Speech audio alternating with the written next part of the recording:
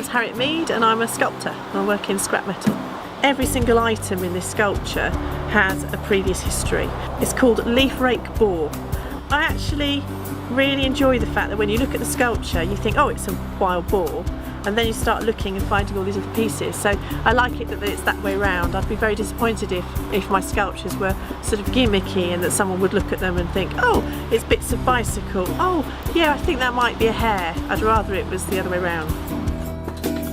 And I've always been fascinated by the natural world because my father was a well-known ornithologist, so I suppose I've been born to it. And when you've got somebody who's enthusiastic, that enthusiasm is spread on to you as a daughter. So, and I think that's true for anything, which is why I think this award is so important, because the enthusiasm of the artist who gets to experience diving can be communicated to the public.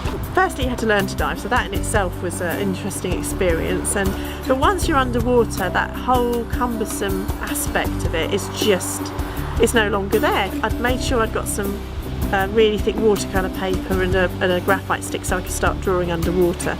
And you know, immediately you're in this environment and you've never experienced it before. And I think, to me, that's what's so exciting about the diving bursary. I mean, a lobster, we've seen them out of the water, but a lobster underwater doesn't have the cumbersome weight because it's designed to move around. It's on its tiny little feet, moving around with such delicacy.